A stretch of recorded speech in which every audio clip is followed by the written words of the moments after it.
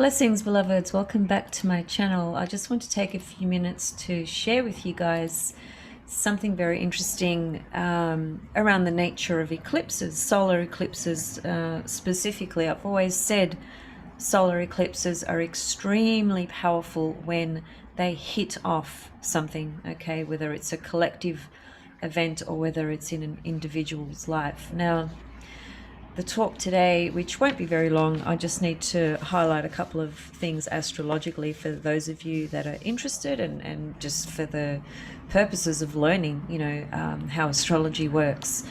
We are always learning, including myself, of course. So, George Floyd and Derek Chauvin. So, Derek was found convicted guilty, as all of you would be aware, just yesterday or the day before. Now, I'm not going to give my personal opinions on the nature of what's taken place. So I'm not here to discuss that. I'm just here to point to the astrology. Okay.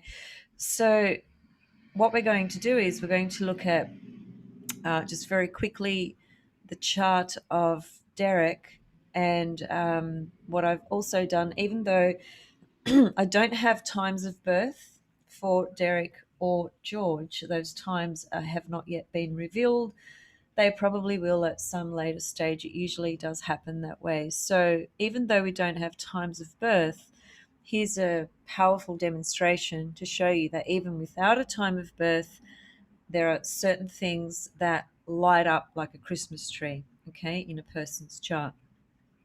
So last year, if you guys remember, we had a few eclipses, and one of the eclipses that was extremely prominent and powerful relative to Derek's chart specifically was an eclipse that was in, let me just get the date again, I think it was in June. Just bear with me while I find the date. So it was the 21st of June 2020, okay, which is, close enough to the time of this crime, the time that this crime took place, okay, the loss of George Floyd. So that eclipse was at 0 degrees of Cancer, and it belongs to a series which is called For North. Now, I'm citing out of Bernadette Brady's book, The Eagle and the Lark. So, for those of you that are interested in doing further learning or research around eclipses, that's one of the books to have for sure. So, the eclipse on the 21st of June, which was at 0 degrees Cancer last year in 2020. Now, what I'm going to do is bring up Derek's chart. Now, this is not his time of birth, and it doesn't really matter for the purposes of what I'm about to show you guys today. So let me just get some tools. Here's Mars. This is where Mars was on the day, month, and year that Derek was born. It's at 0 degrees of Cancer and 31 minutes.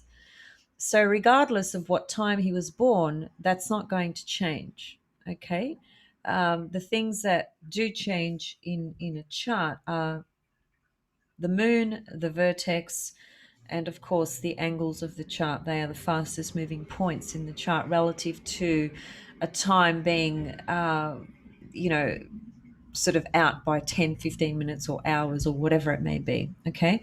Now, Mars at 0 degrees of Cancer, the eclipse that happened on the 21st of June was at 0 degrees Cancer, which is where it's exactly conjunct his Mars.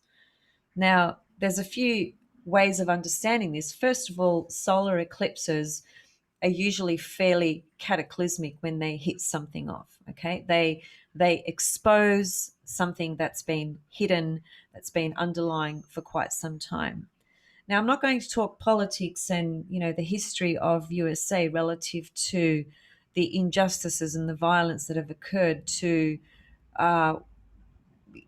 black people or colored skinned people or whatever the political term is for that, right? We're talking about human beings, period. And so violence against human beings is, in my opinion, not acceptable, under any terms, really. So anyway, the point is that this man has really and pardon me, George, who lost his life, have really been the advocates, okay, for this very powerful and significant change that is really, we are only seeing the beginning, okay, of what this is going to bring in the future moving forward. This is so, unfortunately, when big changes come in, and this applies to our own lives as well at many different times, but when there's going to be a massive transition, shifting consciousness, um, significant changes in political structures or laws or whatever it may be, it doesn't come cruising through, like a bunch of roses in the park. It comes through fairly cataclysmic events. So it's just how things seem to happen when really powerful change occurs. So these two guys have come in, and they have, when I say come in, they've come into this life. If we want to look at the more philosophical and bigger picture, there is the political, there is the law, there is the crime, there's all those levels, okay, which are, really important to address and understand. But I'm not here to talk about those aspects. I'm speaking to the astrological component, and also from a more philosophical or esoteric level as well, because for me, when I look at things esoterically or philosophically, to me that includes understanding the nature of the soul as it evolves, meaning having had previous lives and will have future lives, right? So we don't, in other words, I don't believe that we just have one life, okay?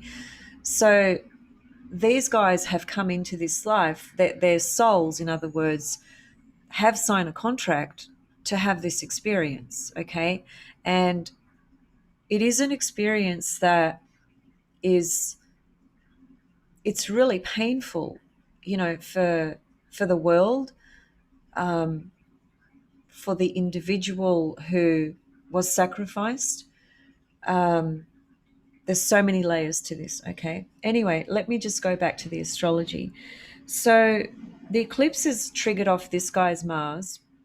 Mars connects to violence, war, danger, conflict, fighting, all those sorts of things. Of course, it corresponds to many other things as well, but Mars is inherently, it is specifically associated to incidences that connect to violence and crime and things of that nature, okay? So here we have, and his Mars, by the way, is in its fall, okay, in terms of dignities and abilities, okay? So essential dignities and abilities. We have planets that are in rulership, we have planets that are in exaltation, we have planets that are in fall and in detriment, okay? And so Mars in Cancer is in its fall, okay, because Mars in Capricorn is in its exaltation position. So the opposite sign to Capricorn is Cancer, and that's what creates this system of Mars being in fall in Cancer. In other words, Mars is fairly weakened, okay, in certain ways relative to this traditional system of grading planets, if you like, in terms of their dignity or debility. So Mars is not doing very well, simply put. So you have a Mars that's fairly volatile, not doing so well in terms of the sign that it's in, gets hit off by an eclipse. Mars is when it gets hit off by an eclipse, it's definitely going to speak to the person's actions, the actions that they take during a specific time. Now, solar eclipses, that date that I said the actual eclipse occurred, which was the 21st of June, solar eclipses can start to be activated 3 months prior to the actual date and 3 months post to the actual date of the eclipse.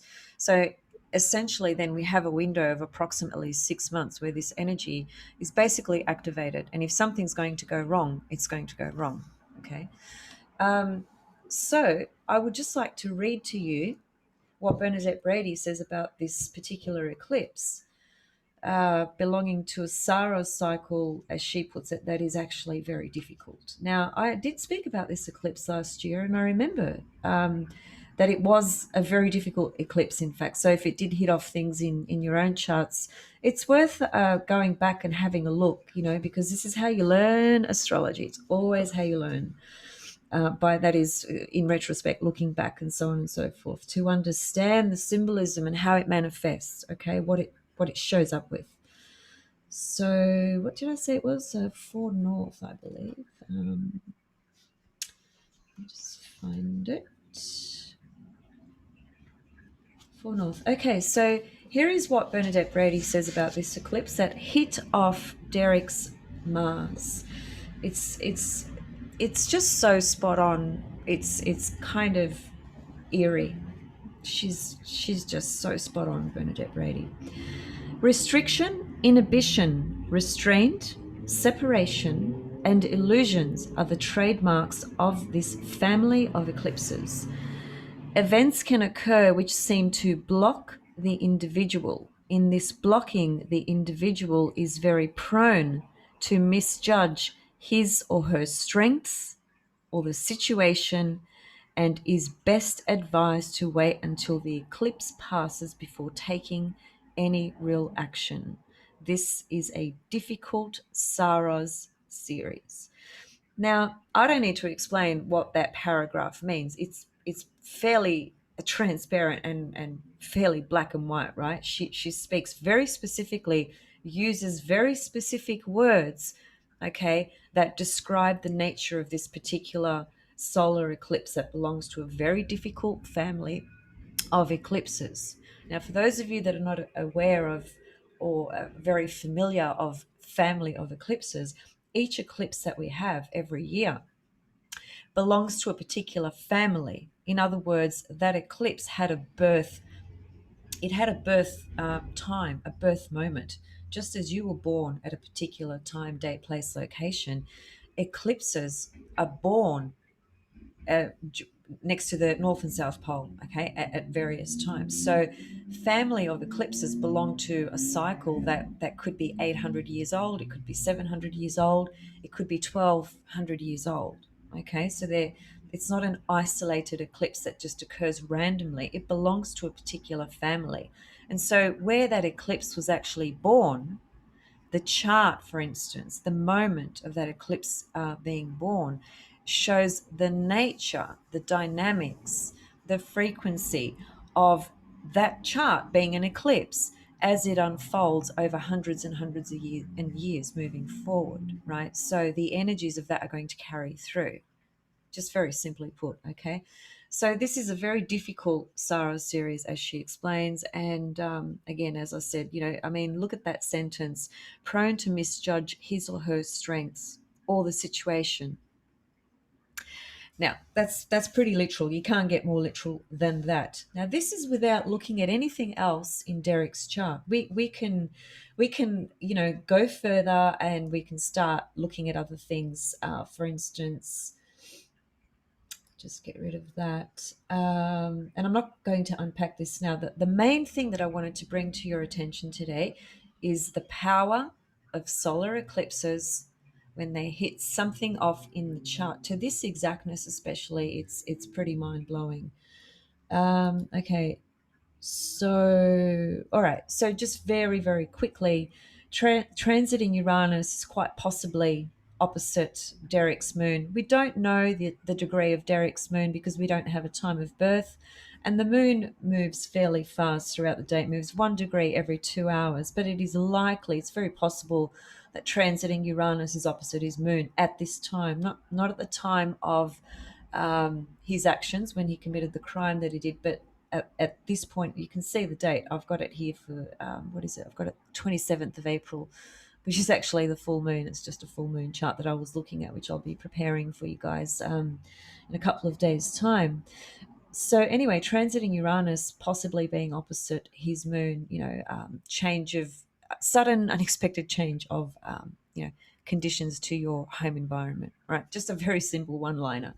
Um, One of the most important signatures here is transiting Pluto opposite his Saturn. Saturn is the law. So that Saturn in his chart, in Derek's chart, that's him being a police officer, working for the establishment. Okay. Um, Bear in mind that both of the malefics, which is Mars and Saturn, they are both in detriment. Well, one's in fall, one's in detriment. Oh, I have to pause. Pause. Okay, I just had a delivery that I needed to attend to, receive rather. So, sharing my screen again. Okay, now, where was I? Let me get my train of thought back. Okay, yes, I was talking about transiting Pluto is has been and is opposite Derek's Saturn. As I was saying, Saturn corresponds to law, as in man-made law. So therefore, it connects to police and government, etc., etc. So his Saturn is in detriment, okay, because Saturn rules Capricorn. The opposite sign to Capricorn is Cancer. So Saturn in Cancer places it in its detriment position. So the two malefics. Malefic is a term that's used in traditional astrology, let's say, where we have two malefics and two benefics. The two malefics are Mars and Saturn. The two benefics are Venus and Jupiter. And there's very good reason as to why they have been labeled benefic and malefic. Mars and Saturn, however, whichever lens you look through, they do have an inherent difficult nature. It doesn't mean that they are supposed to be difficult all the time and that they bring no goodness or anything like that, but they inherently are difficult planets. Okay, that's not a personal opinion. That's just a fact. So both of his malefics are in bad shape. Okay, just putting it very simply. One's in detriment, one's in fall. There's a whole level of understanding as to what it means to have the two malefics in detriment and fall, and that would take about 2 hours to kind of go through a class of explaining that, right? But hopefully, some of are aware of the nature of malefics and when they're in detriment and fall and so forth. And down the track, I can do some teaching around that. Anyway, there's so much to teach; it's never ending. It's just finding the time to do everything. Okay, so both malefics, detriment and fall, in bad shape. He's going to have some kind of fall, okay, in life, and this guy had a pretty big fall, okay. Anyway, Pluto's opposite his natal Saturn, so that's the deconstruction, completely dismantling his Saturn world, which was never really very strong because it's in Cancer. Okay, just some basic, simple interpretation here. There's much more to it than that, but I'm just pointing to a couple of highlights. Okay, relative to transits to this man's chart. The Uranus opposite the Moon, that's very destabilizing emotionally as well. Pluto opposite his Saturn, deconstructing his whole entire structure of reality, and so on and so forth. There's so many other things we could look at, but really, the main thing that I wanted to point to was the solar eclipse on his Mars. That's like bingo. You cannot get a more clear and specific event show up right through an eclipse, a solar eclipse to a person's personal planet, and involving Mars, which is about violence and so forth. Okay. Now, just one final thing before I go. Because we don't have times of birth, there's things that we cannot really address. But I did look at their composite chart, okay, just very, very quickly. So this is, pardon me, this is a composite chart between George Floyd and Derek Chauvin. So a composite chart is the combination of two people's natal charts becoming the one chart. Okay, so this is an area of astrology that corresponds to relationship astrology, just to put it very simply. Composite charts are very, very, very, very, very powerful in astrology. Okay. Now, because we don't have times of birth, the location of where everything is not accurate. Okay, because we have no times of birth to begin with. So, what is accurate, however, are the aspects. Okay, that is, what is the relationship between, the sun to Uranus or Pluto to the moon, etc., etc. So the relationship between all the planets, that is the aspects. We're not even going to unpack that today. The only thing that I want to bring to your attention, which is remarkable, and um, it's just so good to see this, to help people learn and understand astrology as well. If you have a look at Mars in this composite chart, um, just get some tools. Okay, so here's Mars in the composite chart of these two guys conjunct the South Node. That's again, that's like saying bingo, boom, boom, there it is. You don't even need to look any further, as it were, right? We always look further, but I'm just saying the signature of this is so incredibly it's so literal. It's just an incredible piece of information to have there, because it fits 100%, okay, with what's taken place between these two souls coming together at the point that they did in their life experience, okay, through very dark and tragic, life-changing experiences and circumstances that will serve as a way of systems, certain systems, and awareness in the collective at large, but certainly in the USA relative to the police force and the numerous, because George Floyd is not the only person. There's been so many people that have died in the hands of the police, the brutality that these individuals have experienced. There's so many that we don't hear about. George Floyd happened to be one of those people that he needed to be in the spotlight so that this shift can start to actually happen, okay, in our world of reality. So the Mars conjunct the South Node relative to these two individuals, the South Node, very much like in our own natal chart, corresponds to the past. Okay, past lives, past actions, conditions of the past lives that we've lived in, and so on and so forth. It's basically got to do with the past. And here we have Mars right on their South Node, right? What's Mars? Again, violence, anger, conflict, war, killing.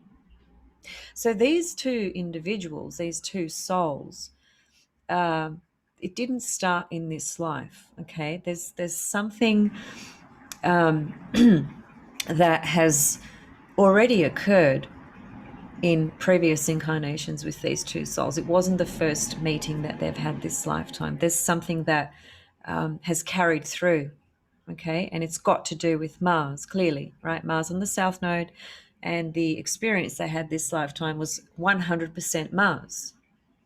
It was about death, okay? Someone's actions causing the death of somebody else. So there it is. It's so literal. It's just unbelievable, actually.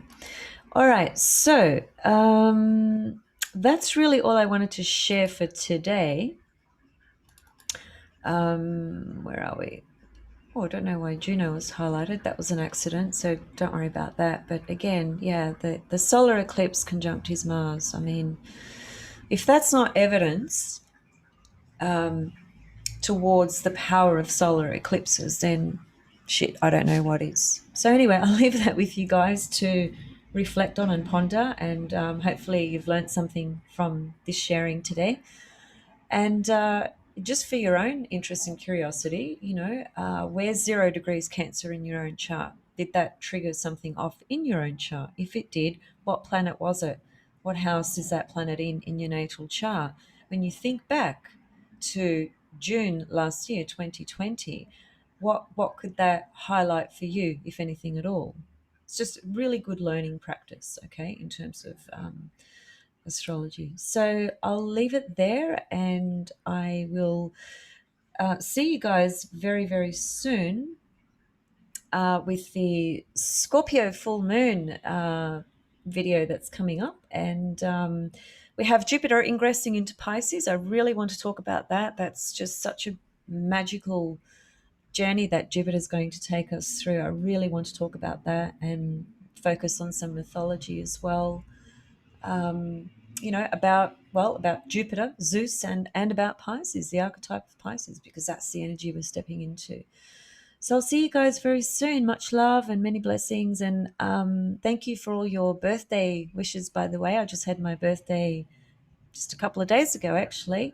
It was a milestone birthday for me, so it was quite a big one. I feel like I'm entering just a new, I